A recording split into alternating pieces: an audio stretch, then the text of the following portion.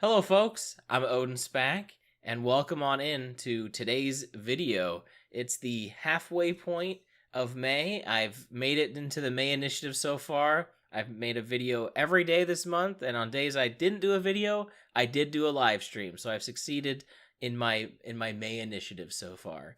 And part of that success is a series that I really didn't expect to reboot during this month. I had no intentions on it. It just kind of came to me, and I just started recording it, and it turned out really well, and people seem to like it. So I'm gonna definitely be continuing that, and that's Odin's Collection.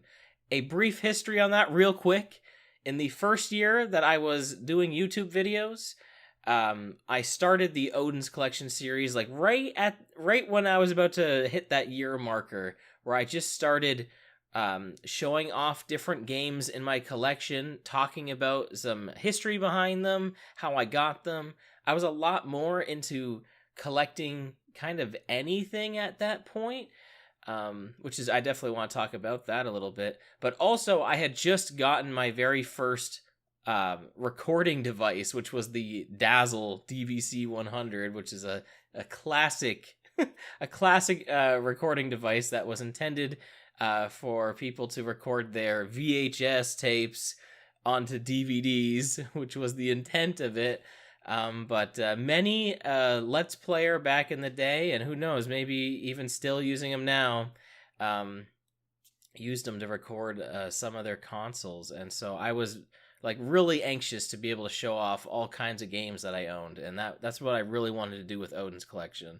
So fast forward to today, and I'm rebooting the series completely with kind of my new vision in mind for it, where I'm still sticking to the classic YouTube time frame. The idea is to try and get these videos to be under 11 minutes. If it doesn't happen, it's okay, but that's kind of the idea that I'm aiming for right now. But I'm really kind of hammering home the stories behind the games, which is like the main part of Odin's Collection. I feel like it's been so much more fun to talk about how I came into possession of a game than kind of talking about whether or not I like it or not like it so much. I mean, that does come up in the video a little bit, but I really like sharing stories on my various game hunts and game chasing, if you will, that I've done, because it is a lot of fun. And I have a new incentive that I've talked about.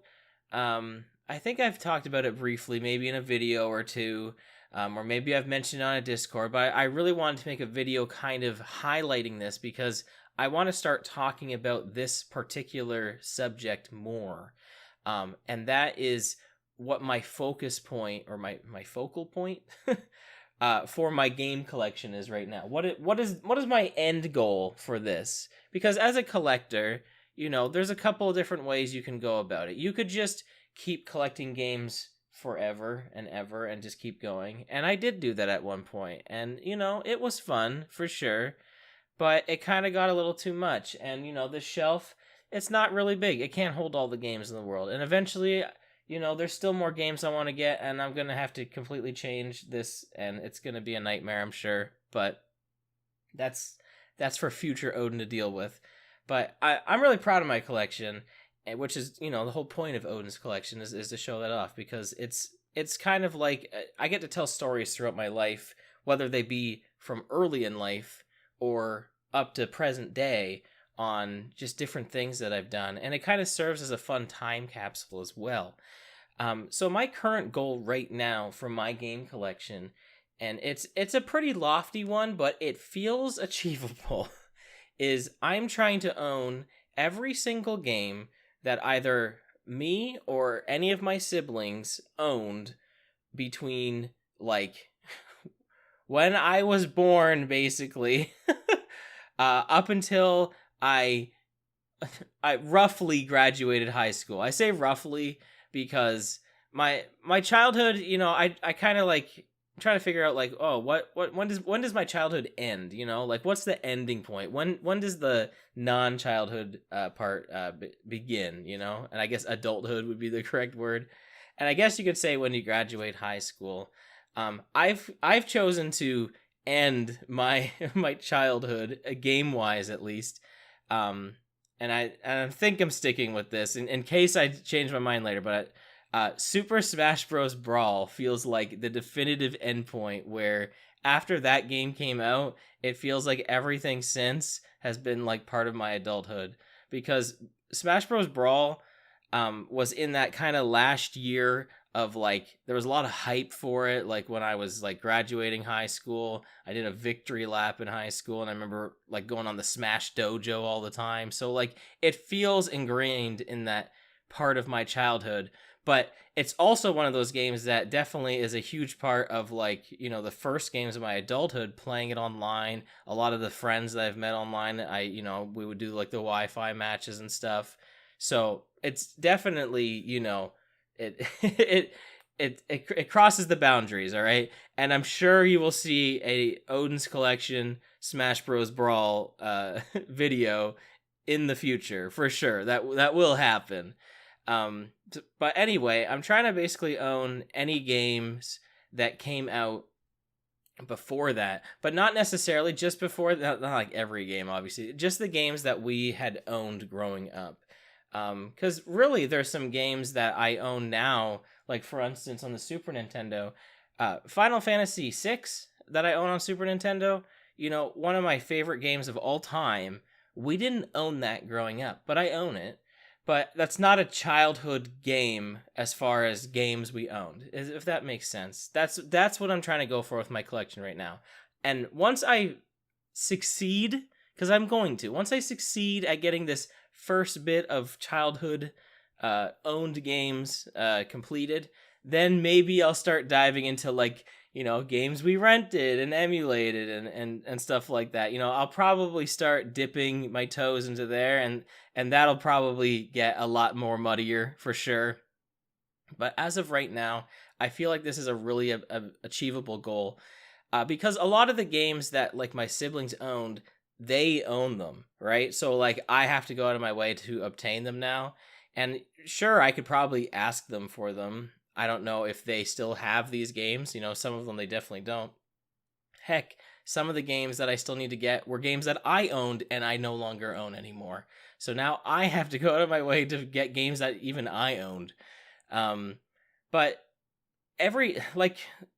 the four of us, like, we were always like playing each other's games and stuff like that. It was a shared experience. So I really kind of consider anything that any of us technically owned as kind of being like our collective childhood games, or at least for me anyway.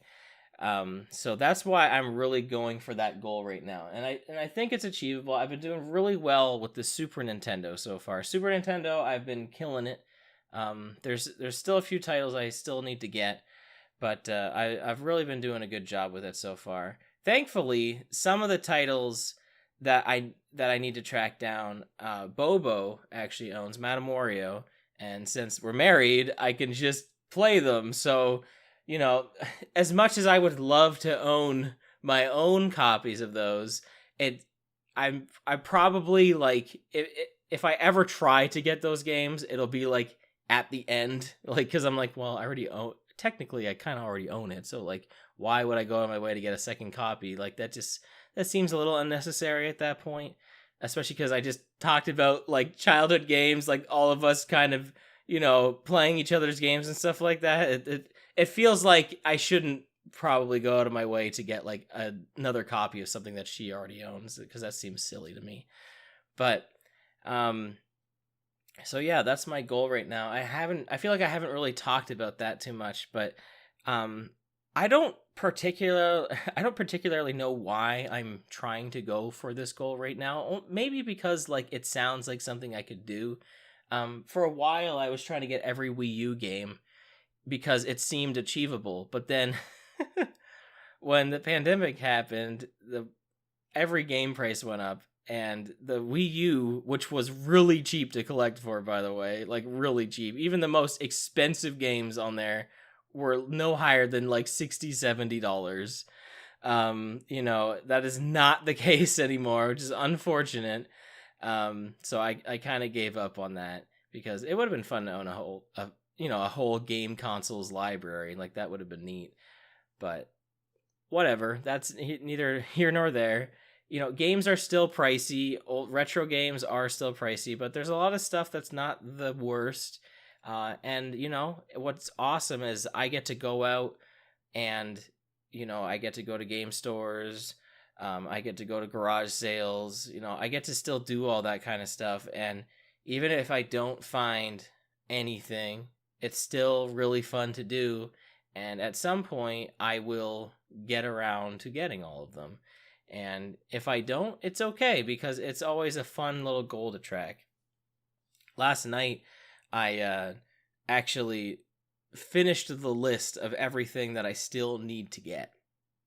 And I'm probably going to start making some videos kind of chronicling my journey into getting the rest of these games, kind of showing you what I still need to get, and just letting you know, like, oh, hey, I went out to a game store and I happened to, find some games, or I went out to a garage sale, found some games. So I'm excited. It's a fun project. I've really been enjoying doing this. It's kind of, like I said, retro gaming is just like a passion of mine, and it brings me back to my childhood, playing these games. It's been so fun, like doing Odin's collection. Like the first one I did was Tetris, because I really needed to redo the old one, because the one I did back in the day was really bad. And if you want more on that, you can watch the Odin's collection Tetris, because like the one I did like this month. But it was so fun playing that, because it just brought me back to like when I got the Super Game Boy, and just playing those games on the Super Game Boy was so fun. Like it's weird, because like I had played them originally on my brother's Game Boy before we even had the Super Game Boy device for Super Nintendo. And it was, I don't know, there was just something about playing it on the TV that was so cool, and it was so novel. And how awesome it is it that Nintendo made a device like that is just so useful for what I do online, right? Like, how awesome is that? And there's lots of other devices too that I still need to show off, and lots of other games to still show off in the collection. I actually have something really cool that I ordered coming in the next month or so. It's going to take a bit, but we'll get into that. And that's your little tease. I do have something really cool on the way, though. And then additionally, as I've mentioned time and time again, that, and I mean, I'm not trying to plug like, hey, become a channel member or something like that, but I will say that everyone who has become a channel member at this point, it's been it means so much, because I'm getting so close to being able to use every bit of funding that I've gotten since my restart here on YouTube, to being able to just purchase outright that retro tank, because I've been doing the Odin's collection videos without it, and the quality hasn't been the best. I've had to been playing in widescreen, which has been kind of funky a bit.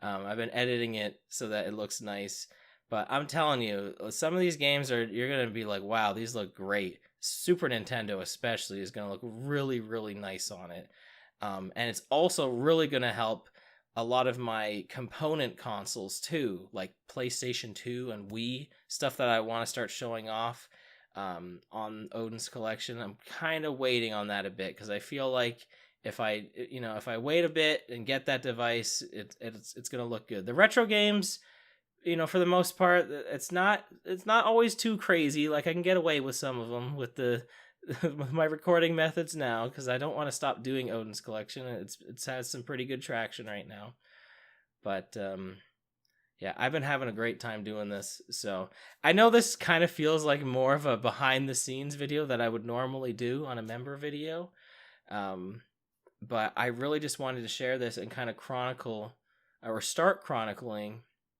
my journey into filling up Odin's collection, which I'm not going to stop looking for games I didn't own growing up either. If I find Earthbound for $5, I'm going to buy it, Am I going to find Earthbound for $5? Probably not, but it's the dream. It is the one dream I would love to one day just stumble across that and probably feel really bad about buying it off somebody for that much, but at the same time, you know, it's it's like it's my dream find. So that's going to be it for the video today. I just wanted to kind of give you guys an update on what's been going on. I feel like this has been I feel like a fun little update here, and I want to start doing more talking about my retro games, not necessarily in Odin's collection format, but also just like this, just maybe talking about my DS games or my Wii games, you know what I mean? Like I want to start doing that kind of stuff. So this is kind of me just saying I'm going to start doing that, and also start telling you about my journey into completing Odin's collection. So thank you so much for watching. I'm OdinSpack, and I will catch you on the next video. So until then, take care and goodbye.